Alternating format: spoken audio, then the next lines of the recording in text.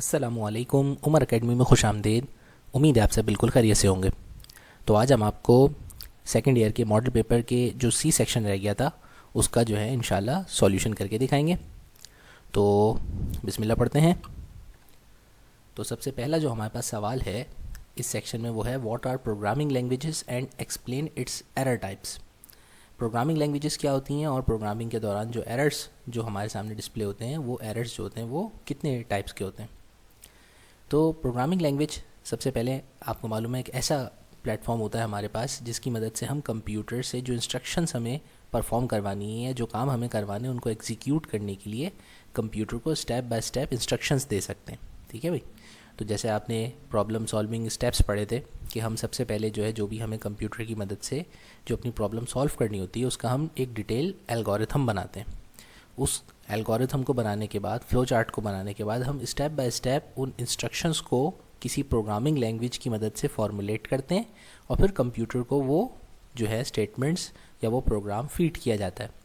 फिर कंप्यूटर उसको machine language में कन्वर्ट करके उसके ऊपर जो है काम करता है। तो हमारे पास इंटीग्रेटेड डेवलपमेंट एनवायरनमेंट जो होता है वो प्रोग्रामिंग लैंग्वेजेस का वो हिस्सा होता है, वो प्लेटफॉर्म होता है जिसकी मदद से हम वो सारी प्रोग्रामिंग करते हैं। ठीक है भाई।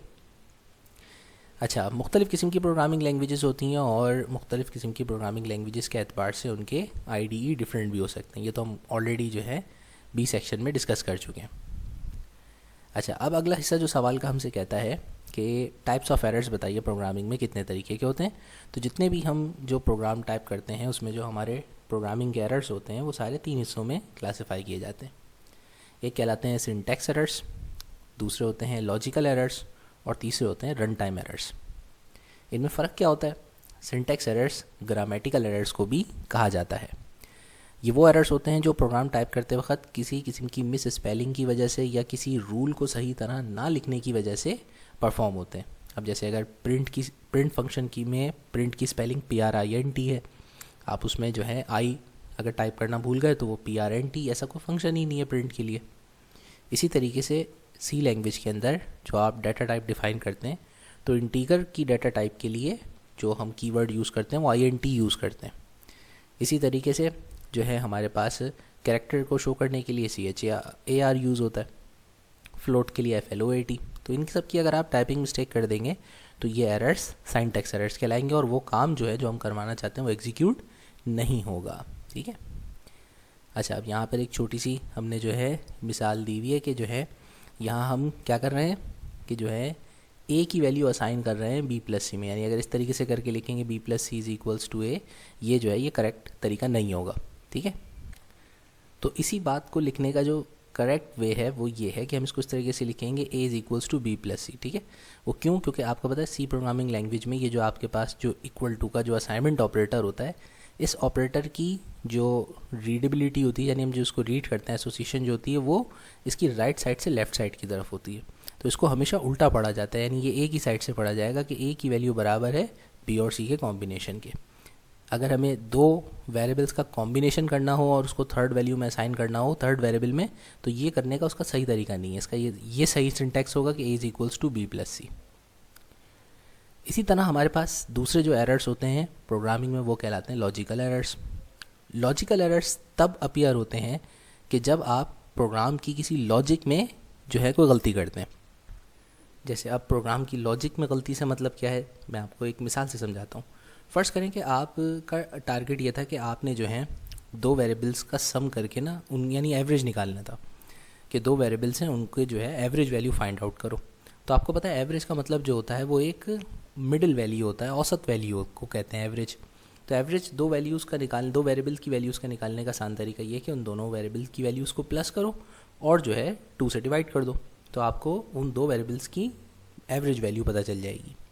अब मैं प्रोग्राम टाइप करता हूँ, मैंने दो वेरिएबल्स ले ली, उनमें वैल्यूज़ स्टोर कर दी और मैंने कहा इन वैल्यूज़ का मुझे मिड चाहिए था। तो उसके लिए मैंने फार्मूला यूज़ किया a plus b divided by 2। तो दिखने में तो सब कुछ सही लग रहा है, इस प्रोग्राम में कोई सिंटैक्स एरर नहीं है और इसका आंसर भी बिल्कुल सही रिटर्न होगा, लेकिन इसके आंसर में एक लॉजिकल एरर है। यही बात कि जो है ना जो लॉजिकल एरर्स होते हैं उनके अंदर कोई सिंटैक्स एरर नहीं होता तो उनको पकड़ना बहुत मुश्किल होता है। ठीक है भाई। तो ये कंपाइलर आपका डिटेक्ट नहीं कर सकता एरर्स को, ये आपकी किसी जो है शुरू में ही जो आपने काम को करने के लिए जो लॉजिक यूज़ की होती है उसके एरर की वजह से होता है, यानी तरीका गलत होना कह लें, ठीक है ना। तो वो तरीका गलत होने की वजह से जो ये होते हैं। अब ये एवरेज निकालने का सही तरीका नहीं है, दिखने में सही लग रहा है। इससे होगा क्या कि a plus b divided by 2। C language के अंदर आप जानते हैं कि हायरार्की ऑफ ऑपरेशन के मुताबिक पहले डिवीज़न होती है, तो लिहाजा यहाँ पर ऑपरेटर प्रेसिडेंस में पहले डिवीज़न हो जाएगी, फिर b की वैल्यू 2 से डिवाइड होने के बाद जो आंसर आएगा वो a को असाइन हो जाएगा। तो यहाँ फिर एवरेज की वैल्यू जो आएगी वो a जो होगा वो प्लस होगा b की हाफ वैल्यू से। तो ये तो एवरेज नहीं हुआ ना। बेहतर होता अगर इसका सही तरीका ये करते कि हम इसमें चेंजिंग सिर्फ ये इस तरह से लिख देते कि पहले ब्रैकेट लगा देते कि दो वेरिएबल्स को सम करो 2 से डिवाइड कर दो, तो फिर एवरेज का आंसर करेक्ट आता। ठीक है भाई। तो ऐसे तमाम एरर्स जिसमें कोई टाइपिंग मिस्टेक नहीं हो, रूल्स ब्रेक ना किए हो आपने, सिर्फ और सिर्फ जो काम आप करवाना चाह रहे हैं उसके लिए आपने कोई तरीका गलत इम्प्लीमेंट किया हो जिसकी वजह से प्रोग्राम का जो आंसर है वो सही ना है, तो ये होते हैं हमारे लॉजिकल एरर्स। तीसरी और आखिरी टाइप है रन टाइम एरर्स की। रन टाइम एरर्स ये वो एरर्स होते हैं जो कि प्रोग्राम की एग्जीक्यूशन के दौरान होते हैं। ठीक है भाई। तो उसमें होता क्या है, इसमें होता यह है कि जब आप प्रोग्राम को रन करते हैं तो प्रोग्राम रन करने के बाद जो है वो या तो आपका बहुत ही या तो टर्मिनेट हो जाता है, या फिर जो है जो आपके रिजल्ट्स आए होते हैं वो एक्सपेक्टेड नहीं होते, कि यानी कि बहुत ऐसी वैल्यूज़ आ रही होती हैं जो कि एक्सेप्टेबल या एक्सपेक्टेड नहीं होती हैं। ठीक है ना। तो ऐसे एरर्स को रन टाइम एरर्स कहा जाता है। इसकी मिसाल क्या है, मिसाल के तौर पर यह कि अगर आप किसी भी नंबर को 0 से डिवाइड कर देंगे तो वहाँ पर वो जो है इन्फिनाइट वैल्यू आ जाएगी या एरर दे देगा। ठीक है। या आप किसी बीच में फंक्शन में किसी ऐसे वेरिएबल्स को कॉल कर रहे हो जो कि आपने क्रिएट ही ना की हो, ठीक है ना, तो वो फिर एरर दे देगा। जैसे हम लॉजिकल वो जैसे हमने ग्लोबल और लोकल वेरिएबल्स के बारे में पढ़ा था, तो वहाँ पर जो वेरिएबल क्रिएट ही नहीं किया उसको आप कॉल कर रहे हैं, तो जो है वो भी हमारा एक तरीके का रन टाइम एरर होता है। तो यहाँ हमारा पहला सवाल ख़त्म हो गया। अब दूसरे सवाल की तरफ चलते हैं। ये कहता है how many types of loops in C programming language, show syntax of each loop. Loop के बारे में हमने पहले डिस्कस किया था अभी कि लूप्स हमने ऑब्जेक्टिव्स में भी पढ़े थे। 3 तरीके के सी प्रोग्रामिंग में लूप्स हैं जिनका हमें सामना करना पड़ता है। एक तो हमारे पास जो लूप अवेलेबल होता है उसे वाइल लूप कहते हैं, एक होता है फॉर लूप और एक डू वाइल लूप। लूप होता क्या है, लूप एक ऐसी प्रोग्रामिंग कंडीशन होती है जिसके अंदर एक ऐसा सेट ऑफ इंस्ट्रक्शंस जो कि किसी काम को रिपीटेशन के साथ करवाने के लिए at a particular condition use हो, तो उसको लूप कहते हैं। यानी कि कोई काम रिपीट हो जब तक कि डिज़ायर्ड कंडीशन सेटिस्फाइड ना हो जाए, तो वो जो है आपकी लूप स्टेटमेंट कहलाती है। तो सबसे पहले हमारे पास जो लूप आता है वो आता है वाइल लूप। वाइल लूप क्या करता है, ये रिपीटेशन का काम करता है उस वक्त तक जब तक कि गिवन कंडीशन ट्रू ना हो जाए। यानी कि इसको इंट्री कंट्रोल लूप भी कहा जाता है, क्योंकि जब ये लूप स्टार्ट होता है तो सबसे पहले ये कंडीशन को टेस्ट करता है और इसकी टेस्टिंग के बाद फिर ये उसके बाद आगे बॉडी को एग्जीक्यूट करता है, तो इसलिए इसको इंट्री कंट्रोल लूप भी कहते हैं।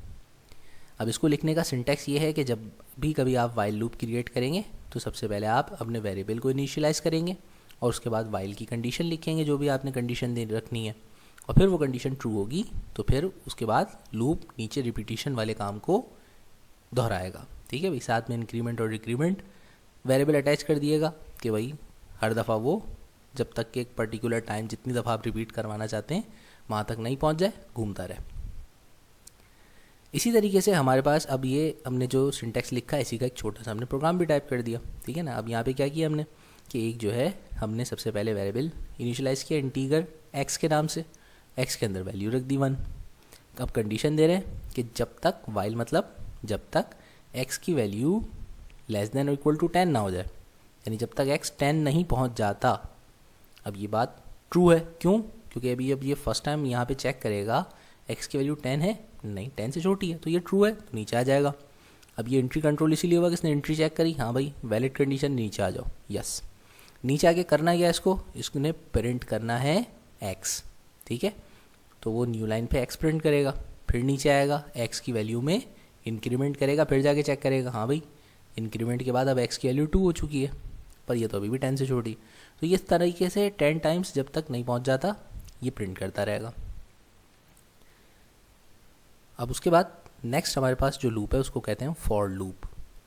फॉर लूप का इस्तेमाल होता है कि भाई ये भी हमारे पास एक तरीके की हर लूप रिपीटिशन का काम करता है, ठीक, मगर इसमें फॉर लूप के अंदर हमारे पास एक काउंटर मैकेनिज़्म होता है।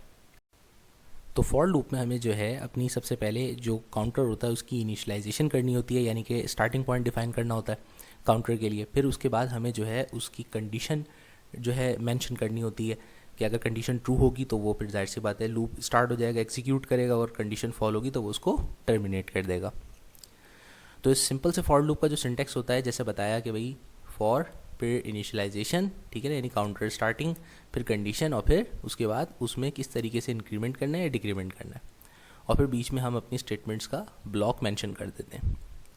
हम मिसाल के तौर पे नीचे एक छोटा सा सिंपल सा प्रोग्राम बनाया जिसकी मदद से आप जो है फॉर लूप की वर्किंग चेक कर सकते हैं कि हमने एक प्रोग्राम रखा, उसमें हमने सबसे पहले जो है एक अदद वेरिएबल डिक्लेयर किया है, ठीक है ना, एक्स के नाम से, और इसकी डाटा टाइप इंटीजर है। फिर नीचे जब हम फॉर लूप दे रहे हैं तो उसमें हमने इस वेरिएबल की स्टार्टिंग पॉइंट जो स्टार्टिंग वैल्यू रखी है वो है 1, ठीक है, और आगे कंडीशन दे दी है कि अगर इस वेरिएबल की वैल्यू लेस देन या इक्वल टू 10 हो तो ये ट्रू कंडीशन होगी तो एग्जीक्यूट करेगा, और जहाँ ये कंडीशन फुलफिल हो जाएगी या फॉल्स होगी तो फिर जो है ये टर्मिनेट कर जाएगा।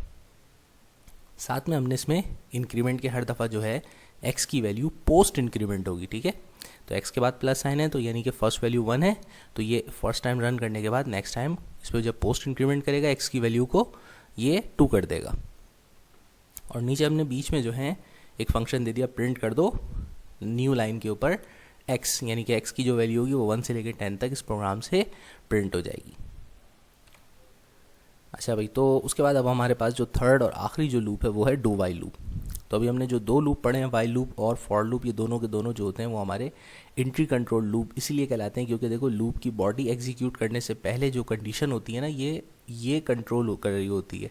अगर ये कंडीशन ट्रू होगी तो आगे बॉडी एग्जीक्यूट होगी, और अगर एंट्री के वक्त ही कंडीशन जो है फॉल्स हो जाएगी तो फिर ये लूप एग्जीक्यूट नहीं होगा। अब डू वाइल लूप जो होता है वो बहुत ही सिंपल होता है, और जैसा कि बताया था कि इस लूप में एटलीस्ट 1 टाइम जो है एग्जीक्यूशन होती है। क्यों? क्योंकि जैसा कि इसके नाम में है कि सबसे पहले करो और उसके बाद फिर वाइल में चेक करो। तो उसका सिंटेक्स जो होता है वो बड़ा सिंपल सा होता है कि उसमें सबसे पहले आप डू के बाद स्टेटमेंट देते हैं और फिर उसके बाद वाइल में कंडीशन को डिफाइन किया जाता है। अब एक छोटे से प्रोग्राम की मदद से आपको इसकी वर्किंग जो है वो एक्सप्लेन करते हैं। तो हमने इसमें जो है अपने पास स्टार्टिंग में प्रोग्राम के 2 वेरिएबल्स डिफाइन किए हैं, ए और आई, ठीक है भाई, और दोनों की डाटा टाइप इंटीजर है। उसके बाद ए के अंदर हमने वैल्यू स्टोर करवाई है 5 और आई को हमने वैल्यू असाइन करवाई है 1, ठीक है भाई। और उसके बाद हमने इसको क्या करने को कहा है, डू करो कि भाई आपने प्रिंट करना है ए मल्टीप्लाई बाय आई, तो ये ए और आई को मल्टीप्लाई करके प्रिंट कर देगा। फिर उसके बाद हमने इसमें पोस्ट इंक्रीमेंट करा है, फिर उसके बाद पोस्ट इंक्रीमेंट कर दो। जब ये काम कर देगा उसके बाद नीचे हमने इसको कंडीशन क्या दी है कि वाइल आई की वैल्यू इज़ लेस देन और इक्वल टू 10, जब तक आई की वैल्यू 10 के बराबर नहीं हो जाती, ठीक है भाई, 10 से शॉर्ट रहती है, तो ये काम लूप में एग्जीक्यूट करते चले आओ। तो अब आई की वैल्यू फर्स्ट टाइम 1 थी, जब यहाँ आएगा इसको एग्जीक्यूट करने के बाद यानी 5 टाइम्स 1 प्रिंट करने के बाद जब ये नीचे आएगा चेक करेगा आई क्या 10 से छोटा है, हाँ ये कंडीशन ट्रू है, छोटा है, तो फिर ये दोबारा इसको ऊपर जा कर के जो है ना एग्जीक्यूट करेगा, यानी कि आई की पोस्ट इंक्रीमेंट के बाद फिर दोबारा से ये जो है ना ए और आई मल्टीप्लाई होंगे, फिर नीचे आके चेक करेगा, अब नेक्स्ट वैल्यू तो 2 हो चुकी होगी, फिर चेक कर 2 भी चेक करेगा तो ये 10 से लेस है, तो फिर किस तरीके से ये उस वक्त तक रिपीटिशन करता रहेगा जब तक पोस्ट इंक्रीमेंट हो के आई की वैल्यू 10 के बराबर नहीं आ जाती, ठीक है भाई। तो ये आपका जो है तीनों लूप की एक्सप्लेनेशन हो गई, और उसकी जो है हमने सिंटेक्स भी लिख दी और साथ साथ एक एग्जाम्पल के तौर पे एक छोटा सा प्रोग्राम भी बना के दिखा दिया। तो अब चलते हैं नेक्स्ट क्वेश्चन की तरफ। क्वेश्चन नंबर 3 जो है वो बड़ा दिलचस्प है आपका। इसमें आपसे कह रहा है write a C program to generate the following shape. तो आपने ये शेप जो है एक इन्वर्स पायरामिड जैसा नंबर्स का, ये आपने जो है सी प्रोग्राम की मदद से ड्रॉ करना है। अच्छा, अब ये नहीं आपके दिमाग में है कि आपने प्रिंट स्टेटमेंट यूज़ करनी है, इसमें तो बहुत ही सिंपल है, प्रिंट स्टेटमेंट यूज़ करी और चाहे दफ़ा 6 लिखा, फिर 5, फिर 4, 3, 2, 1, ऐसे नहीं करना। आपने इसमें जो है कोई प्रोग्राम की कोई लॉजिक यूज़ करके यूज़ करना, खाली प्रिंट स्टेटमेंट से नहीं करना। तो हम ये जो प्रोग्राम बनाने जा रहे हैं वो हम बनाएंगे नेस्टेड फॉर लूप की मदद से, ठीक है भाई। तो ये इन्वर्स पैरामिड जो हमारे पास पैटर्न है ये जनरेट होगा अगर हम फॉर लूप यूज़ करें, वो भी नेस्टेड वाला। अब थोड़ा सा जो है आपको नेस्टेड लूप के बारे में इंट्रोडक्शन दे दूं। देखें, जब कभी भी किसी भी जो अपने तीनों लूप्स ऊपर पड़े हैं उनमें से किसी भी लूप को जब आप यूज़ करें मोर देन 1 टाइम, यानी लूप के अंदर एक और लूप स्टेटमेंट अगर आप स्टार्ट करवा दें तो इसे कहते हैं नेस्टेड लूप। और नेस्टेड लूप में याद रखिएगा हमेशा जो है आपका जो इनर मोस्ट लूप होता है वो सबसे पहले एग्जीक्यूट होता है, और फिर बाद में जाकर के जो आउटर मोस्ट लूप होता है वो जो है सबसे आखिर में उसकी जो है कंप्लीशन होती है। हाँ, स्टार्टिंग हमेशा किसी भी प्रोग्राम की जो होती है, जो फर्स्ट आउटर मोस्ट लूप होता है वो कंडीशन ट्रू होने पे अपना कंट्रोल नेक्स्ट इनर लूप को ट्रांसफ़र कर देता है, और फिर उसके अंदर भी अगर कोई सब्सिक्वेंट लूप आपने यूज़ किया होगा तो वो स्टार्ट होने के बाद फर्स्ट टाइम एग्जीक्यूट होकर के जो कंट्रोल है वो उसको दे देगा। लेकिन कंप्लीशन की जब बात की जाए कि कौन सा लूप सबसे पहले कंप्लीटली एग्जीक्यूट होता है, तो वो हमेशा इनर लूप से स्टार्ट होती है कंप्लीशन। अभी हम करेंगे ना मिसाल तो ये प्रोग्राम की, तो उससे आपको बिल्कुल क्लियर हो जाएगा। तो हमने अपना प्रोग्राम स्टार्ट किया, हमने सबसे पहले जो है जो 3 वेरिएबल्स जो है आपको असाइन करवाए। आपने 3 वेरिएबल्स लिए, एक रॉस के नाम से ले लिया, एक आई के नाम से और एक जे के नाम से, ठीक है ना। कोई फ़र्ज़ नहीं, आप ए बी सी के नाम से भी ले सकते हैं, अपनी मर्ज़ी से कोई भी वेरिएबल का नेम यहाँ पे रख सकते हैं। सिर्फ आपको लॉजिक समझ में आनी चाहिए। अब चूँकि हमने इन तीनों नंबर्स के अंदर होल नंबर वैल्यूज़ को यूज़ करना है, तो हमने इसकी डाटा टाइप इंटीगर असाइन कर दी। उसके बाद हमने प्रिंट किया इंटर नंबर ऑफ़ रॉस। अब यहाँ पे हमने जो प्रोग्राम बनाया है वो ऐसा बनाया है कि इसमें ज़रूरी नहीं कि आप सिर्फ यही 6 तक के पैटर्न्स बना सकें, बल्कि इससे ज़्यादा भी अगर आप चाहें तो आप बड़ा पैरामिड जो है इसकी मदद से बना सकते हैं, ठीक है ना, कोई इसमें कैद नहीं है। तो सबसे पहले हमने स्टेटमेंट प्रिंट करवाई कि inter number of Ross you want, कि कितनी आपको रॉस चाहिए, ठीक है ना। रॉस कहते हैं इन हॉरिजॉन्टल कॉलम लाइन्स को, जो हॉरिजॉन्टल लाइन्स होती हैं वो रॉस कहलाती हैं, और जो वर्टिकल कॉलम्स होते हैं वो कॉलम्स कहलाते हैं। फिर उसके बाद जो भी वैल्यू यहाँ पे इंटर की जाएगी वो वैल्यूज़ कहाँ पर इनपुट होगी और कहाँ पे सेव होगी, रॉस के वेरिएबल के अंदर। कि यहाँ पे हमने प्रिंट करवा दिया कि भाई आप बताइए कि आपको कितनी लाइंस का जो है पैरामीटर प्रिंट करना है।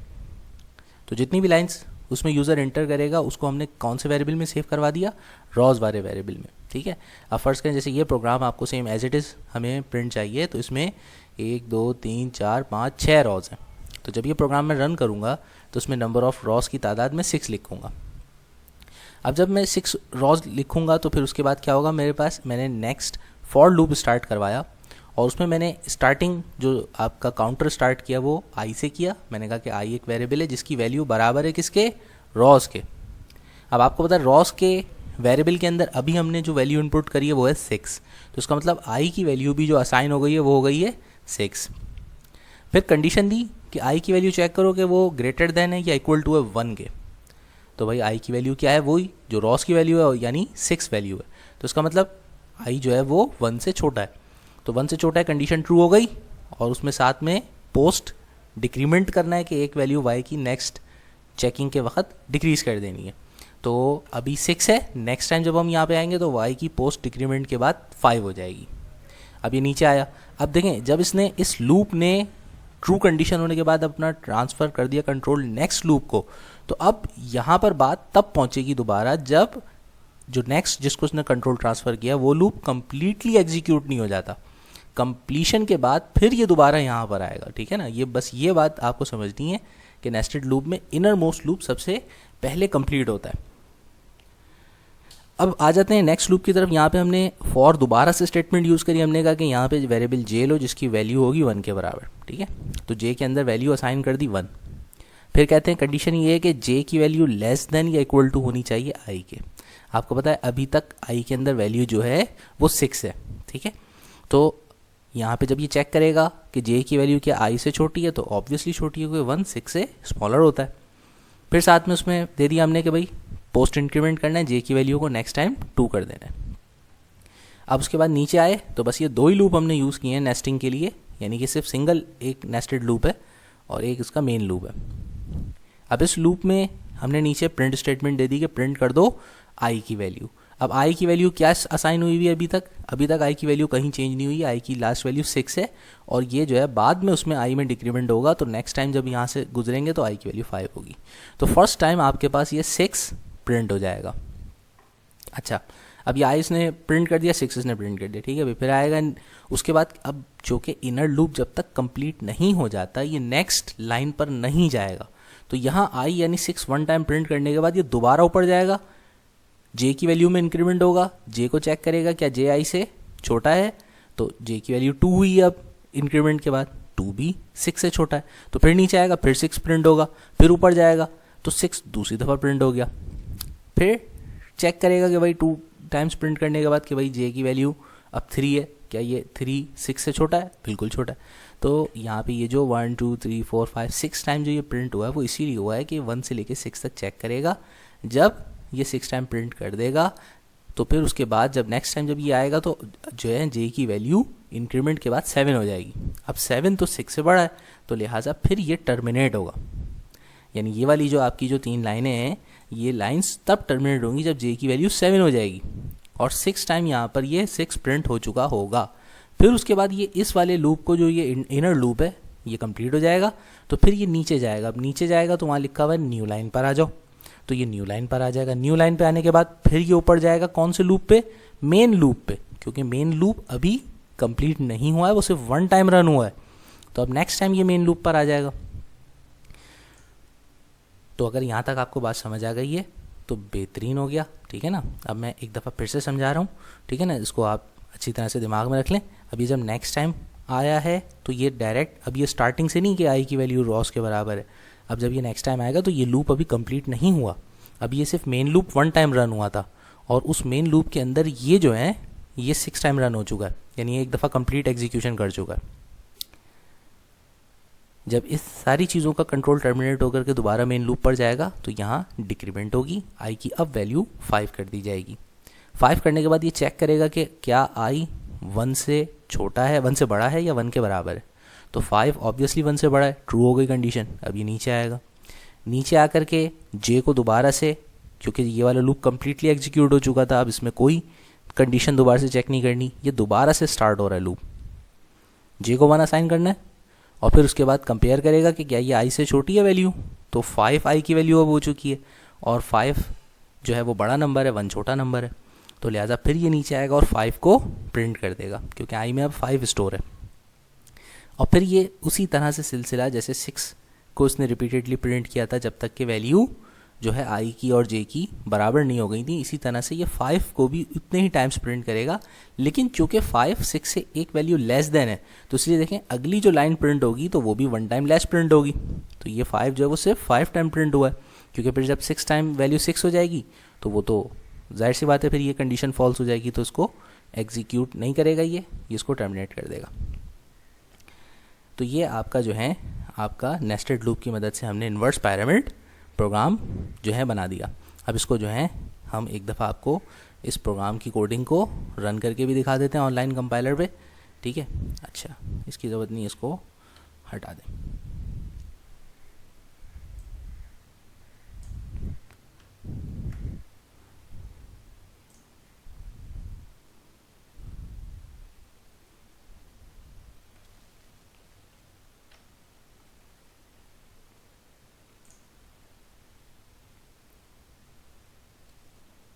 अच्छा भाई, तो हमने देखें प्रोग्राम की वो सेम कोडिंग जो वहाँ पे टाइप किया था यहाँ पे लाके उसको जो है कंपाइलर के ऊपर अपने पेस्ट कर दिया। अब हमने प्रोग्राम रन किया तो सबसे पहले हमसे रॉस पूछ रहा है। हमने कहा भाई 6 हमें रॉस चाहिए, ठीक है। उसके बाद हमने इंटर किया तो ये देखें हमारे पास ये पैटर्न प्रिंट हो गया, ठीक है भाई, 6 5 4 3 2 1। और ज़रूरी नहीं कि आप ये जो है सिर्फ इतना बनाएं, आप हम जो पिरामिड है वो इससे बड़ा भी बना सकते हैं और छोटा भी बना सकते हैं। अब हमने जो है वैल्यूज़ दे दी कि भाई 9 रॉस चाहिए हमें। तो ये देखिए अब आपका पिरामिड बड़े साइज़ का बन गया है कि ये 9 से डिक्रीमेंट इसने शुरू किया, 9 8 7 6 5 4 3 2 1। और हर दफ़ा जो है काम यही हुआ कि पहले मेन लूप एक दफ़ा एग्जीक्यूट करेगा और जब मेन लूप में आएगा तो फर्स्ट टाइम रन करने के बाद वो कंट्रोल इनर लूप को ट्रांसफ़र कर देगा। और जब तक इनर लूप पूरा कम्प्लीटली उसकी कंडीशन सेटिस्फाइड हो गया, पूरे दफ़ा वो काउंटर रन नहीं कर जाता, तब तक वो दोबारा मेन लूप को ट्रांसफ़र नहीं करेगा कंट्रोल। इस तरह से हमारे पास हर दफ़ा एक लाइन कंसेक्यूटिव नंबर्स की प्रिंट हुई है। अब उसके बाद हमारे पास चॉइस में एक और प्रोग्राम दिया हुआ था, वो था कि एक ऐसा प्रोग्राम लिखिए सी लैंग्वेज में जो कि किसी भी 10 नंबर्स को असेंडिंग ऑर्डर में अरेंज करे एरे की मदद से, ठीक है ना। यानी कि आपने एक एरे को अरेंज करवाना है असेंडिंग ऑर्डर में, ठीक है। अगर एरे नहीं होती तो ये काम और भी आसानी से हो जाता, लेकिन यहाँ हमने एरे की मदद से करना है। It's okay. तो अगर पहला प्रोग्राम समझ में आ गया है तो अब थोड़ी देर का ना मैं आपको मशवरा दूंगा कि आप ब्रेक ले लें, ठीक है, जाएँ पानी शानी पिएँ, जूस पिएँ और फिर उसके बाद इस प्रोग्राम को जो है ना आप सुनिएगा, ठीक है ना। डायरेक्ट सारे प्रोग्राम्स एक साथ नहीं, मैंने इसीलिए इन वीडियोस को जो है, जो सेक्शन की थी आपकी सारी ABC, गैप के साथ इसीलिए बना करके लोड किया क्योंकि ये प्रोग्रामिंग जो है ना आराम आराम से ईज़िली स्लोली समझ करके करने वाली चीज़ है। इसको एक दिन में एक वक्त में आप हज़म करने मत बैठिएगा।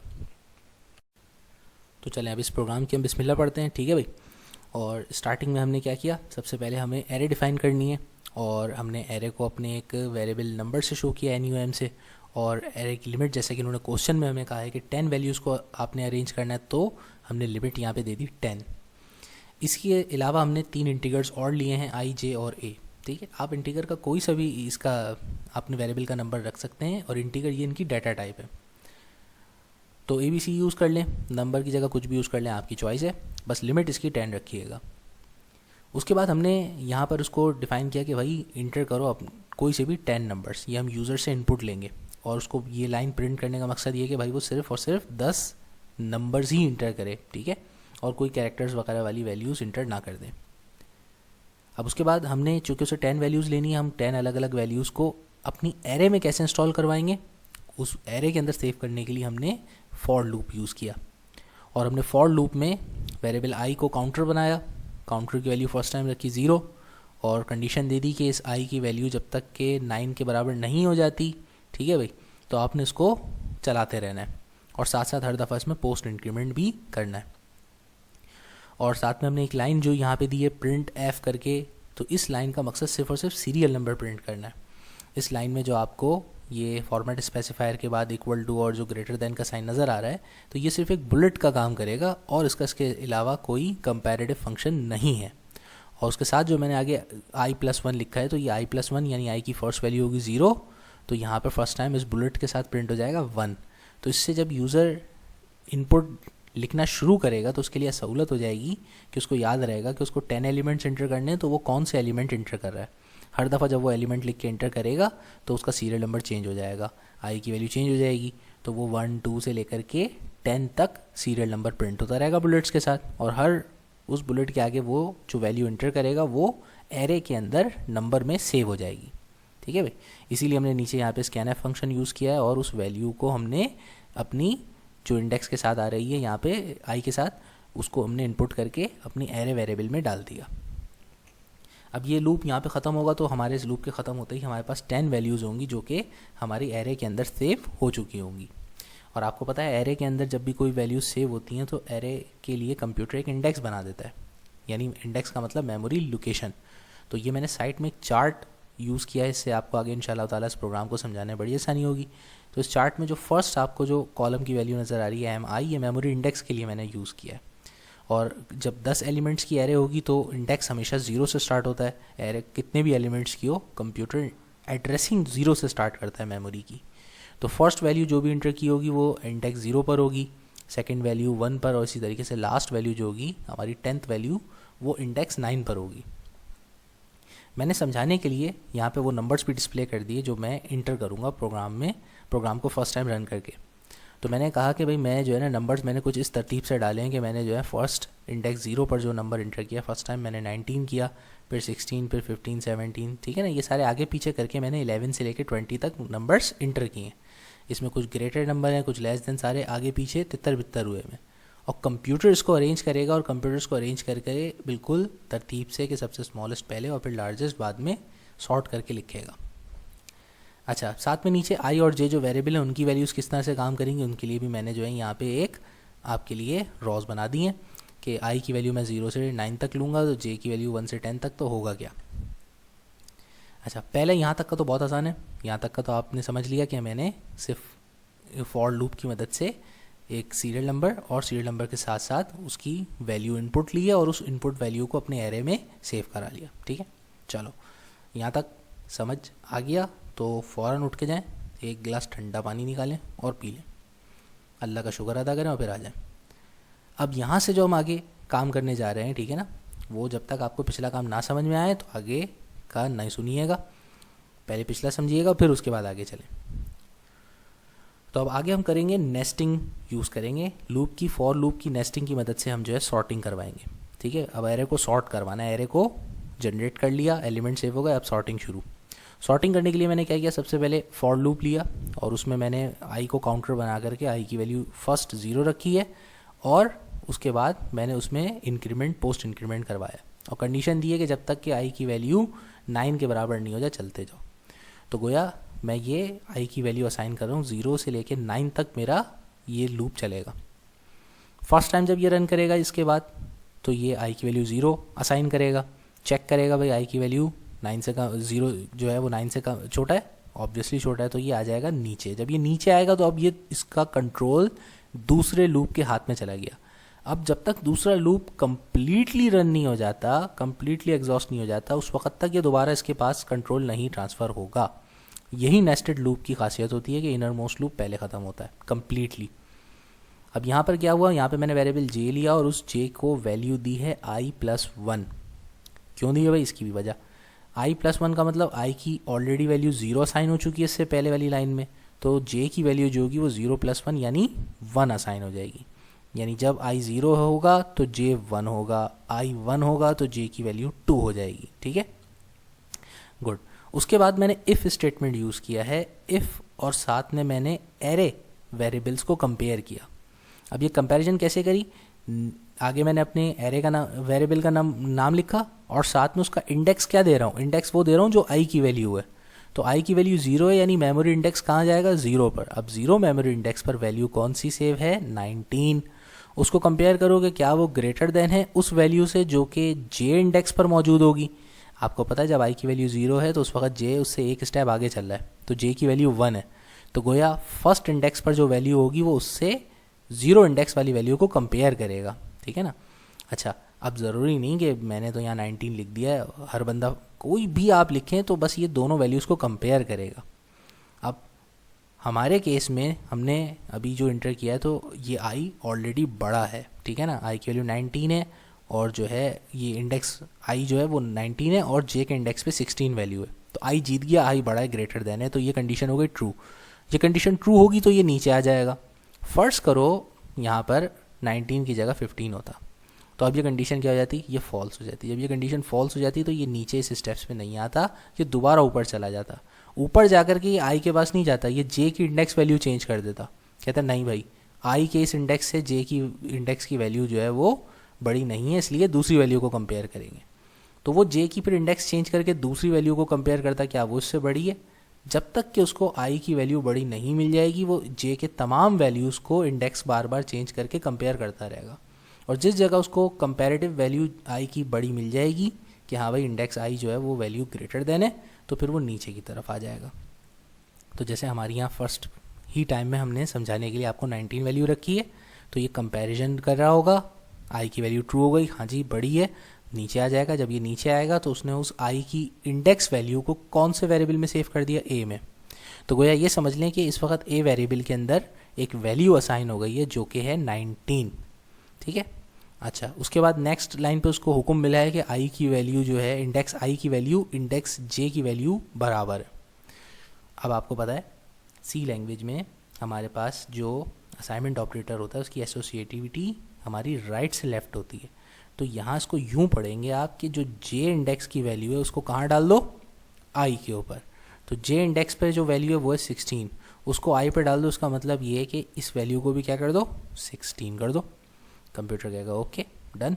तो यहाँ आकर के हमारी ये वैल्यूज़ दोनों सेम हो गई। ठीक है, जे इंडेक्स की वैल्यू आई में चली गई और आई इंडेक्स की जो 19 वैल्यू है वो टेम्प्रेरी तौर पे एक जगह सेव है ए के अंदर। सही है। अच्छा, नेक्स्ट लाइन में आए और हमने क्या कहा कि जो ए की वैल्यू जो असाइन है, जो ए वेरिएबल में, वही वैल्यू असाइन कर दो किसको, जे इंडेक्स को। तो जे का इंडेक्स आपको पता था 1 था, तो जे के इंडेक्स पे वैल्यू क्या हो जाएगी, 19। ठीक है भाई, इस तरह से हुआ क्या, देखो हमने कंपेयर किया कि बड़ी वैल्यू कौन सी है, और जो बड़ी वैल्यू थी उस बड़ी वैल्यू को हमने पीछे कर दिया और छोटी वैल्यू को आगे लिया है।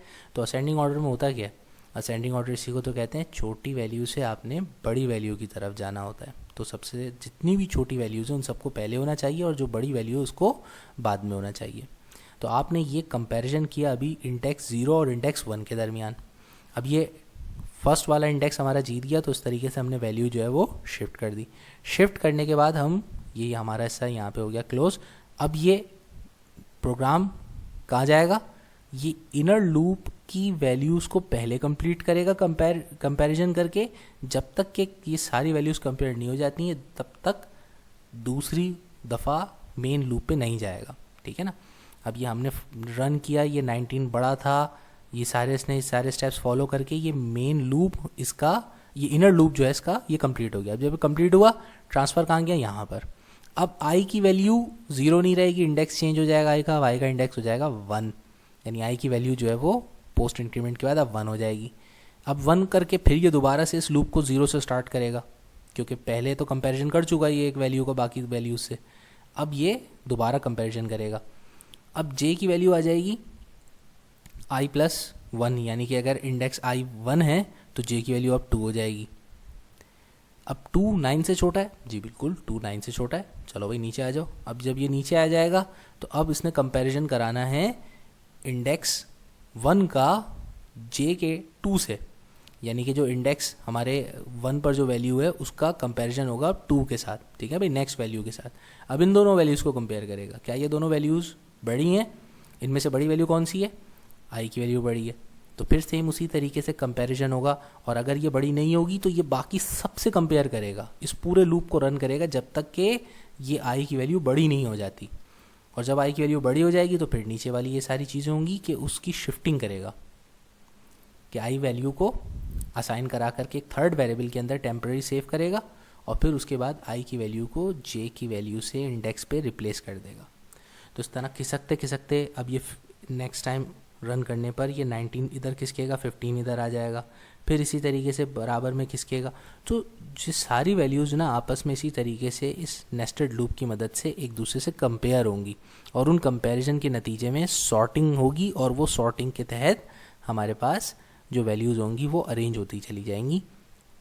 जब ये दोनों लूप्स आपस में निमट जाएंगे, यानी कि इनर लूप ख़त्म होगा, फिर दोबारा से लूप स्टार्ट होगा, मेन लूप दोबारा से इनर लूप को कंपैरिजन के लिए ऑन करेगा, तो फिर ये सारे कंपैरिजन करवाने के बाद फिर आखिर में जब ये मेन लूप ख़त्म हो जाएगा तो फिर नीचे हम आ जाएंगे प्रिंट स्टेटमेंट पर, और प्रिंट करेंगे कि भाई नंबर्स जो जितने भी असेंडिंग ऑर्डर में थे वो सारे के सारे हमारे पास प्रिंट कर दो।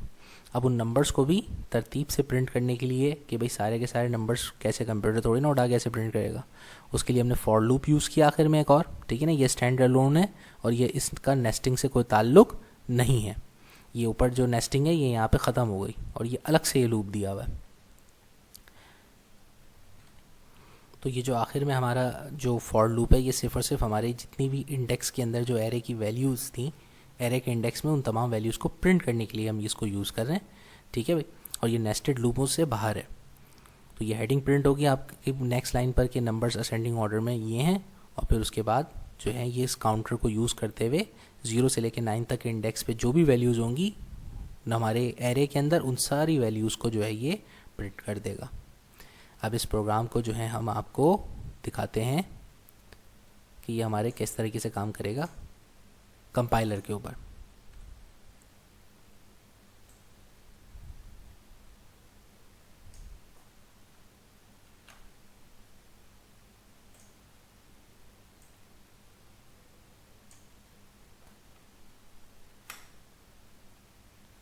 चलिए भाई, तो बिस्मिल्लाह पढ़ते हैं और जो है उम्मीद करते हैं कि भाई बिना किसी बग के ये रन करेगा। चलिए भाई, अब इसने देखो जब जैसे ही मैंने प्रोग्राम रन किया तो जैसे मैंने आपको समझाया था कि मैंने यहाँ पे शुरू में जो प्रिंट स्टेटमेंट दी है ये सिर्फ उसमें इस वाली लाइन का मकसद सिर्फ और सिर्फ सीरियल नंबर प्रिंट करना था। तो अब ये सबसे पहले क्या नज़र आ रहा है आपके सामने, इंटर नंबर्स, और ये फर्स्ट इंडेक्स और ये सीरियल नंबर प्रिंट हो गया और ये बुलेट, ठीक है। अब मैंने जैसे मैंने कहा था कि मैं फर्स्ट नंबर जो है वो 19 इंटर करूँगा, तो मैंने 19 इंटर कर दिया, ठीक है। अब बाकी सारे नंबर्स आपको समझाने के लिए मैं आगे पीछे करके डाल देता हूँ। सेकंड नंबर 16 था, ठीक है भाई, फिर उसके बाद 15 था हमारे पास नंबर। आप आर्बिट्रेरी तौर पे कुछ भी लिखते चले जाएं, कोई फ़र्क नहीं पड़ता, ठीक है, क्योंकि ये इन सारे नंबर्स को जो है अरेंज करके दिखा देगा आपको।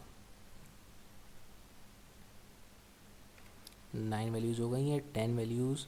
अब हमारी बची कौन सी, 14 नहीं इंटर करी, 14, चलिए जी ये लीजिए। तो अब हमारे पास 11 से लेके हमने 20 तक वैल्यूज़ डाली हैं।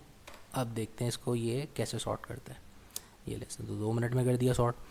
तो नंबर्स इन असेंडिंग ऑर्डर में जो नंबर्स हैं वो सारे ये आ गए कि सबसे पहले 11, 12, 13, 14, 15, 16, 17, 18, 19, 20। सही है भाई। तो सारे इसने बिल्कुल सही तरीके से सॉर्ट किए हैं। तो ये हमारा जो प्रोग्राम था कि एलिमेंट जो एरे के एलिमेंट्स को सॉर्ट करके दिखाओ, तो उसने अच्छी तरीके से सॉर्ट कर दिया। अब दोबारा रन करते हैं, आप अपनी मर्ज़ी से जो है कोई भी आर्बिट्रेरी वैल्यूज़ देते हैं, ठीक है ना। 25, 26, T8, 71, 85, ताकि हमें पता चल जाए कि भाई हम कोई सी भी वैल्यूज़ जो हैं इंटर करेंगे तो ये उस पर भी वैसे ही आंसर देगा।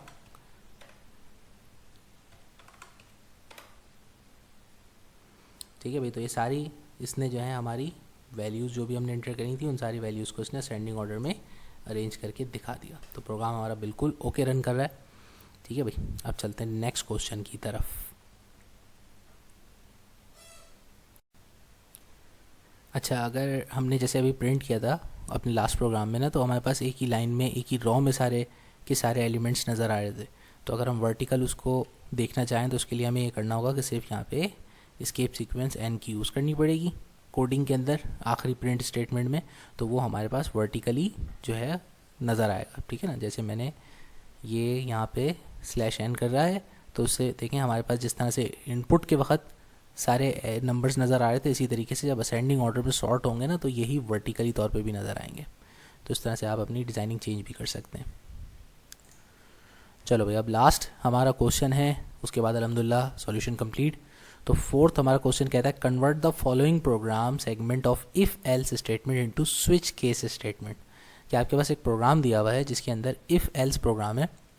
कि प्रोग्राम कुछ यूँ है आपका कि आपने जो है एक सबसे पहले तो एक वेरिएबल जो है डिक्लेयर किया है और उसकी जो डाटा टाइप है वो है इंटीगर, और साथ में जो है नीचे आपने उसके लिए इनपुट फंक्शन दिया हुआ है, और साथ में आप इफ़ कंडीशन यूज़ करते हैं कि अगर इफ़ यानी कि कंडीशन की वैल्यू एग्जैक्टली इक्वल टू 1 है, अगर इस वेरिएबल की वैल्यू 1 इंटर हुई हो तो आप प्रिंट हो जाए रेड कलर, वरना एल्स इफ़ अगर ये ना हो तो चेक करो कि वो 2 के बराबर है तो प्रिंट हो जाए ब्लैक कलर। अगर ये भी ना हुआ हो तो फिर चेक करो कि अगर कंडीशन जो वेरिएबल है उसकी वैल्यू 3 है तो प्रिंट कर दो वाइट कलर, वरना यानी कि आप इतनी दफ़ा तो एल्स इफ़ करते रहे और फिर 3 दफ़ा करने के बाद हमने कहा कि अगर इन तीनों में से 1, 2, 3 के अलावा अगर कोई भी वैल्यू हो तो प्रिंट कर दो नो कलर।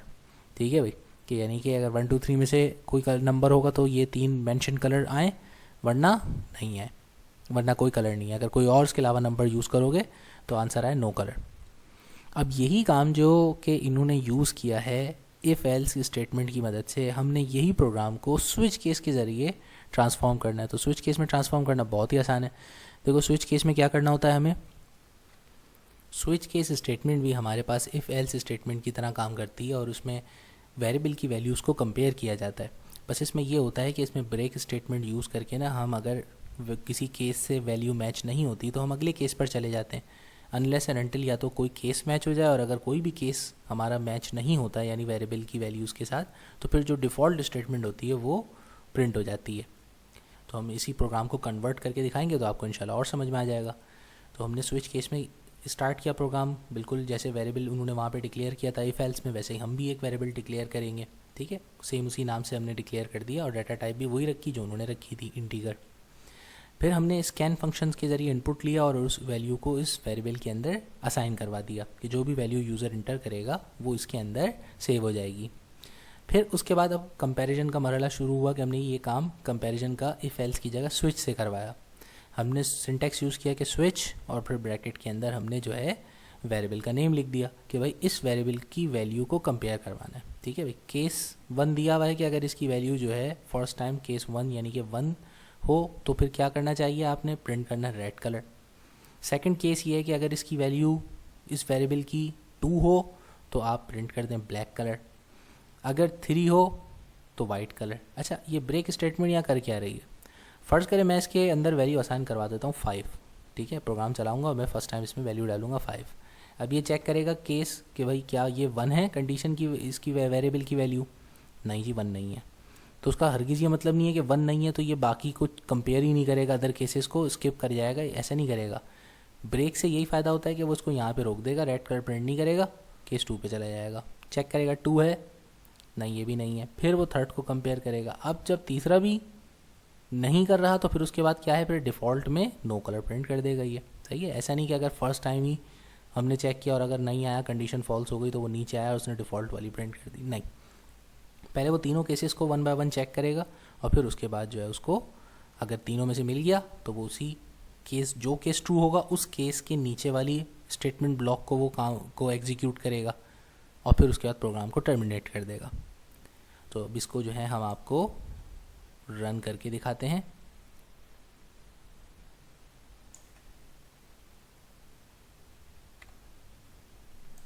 तो हमने ये स्विच केस का प्रोग्राम जो है यहाँ पे पूरा का पूरा जो है टाइप कर दिया है।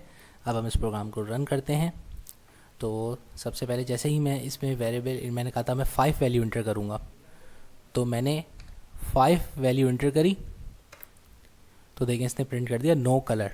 ठीक है भाई, और अब मैं इसको दोबारा रन करता हूँ।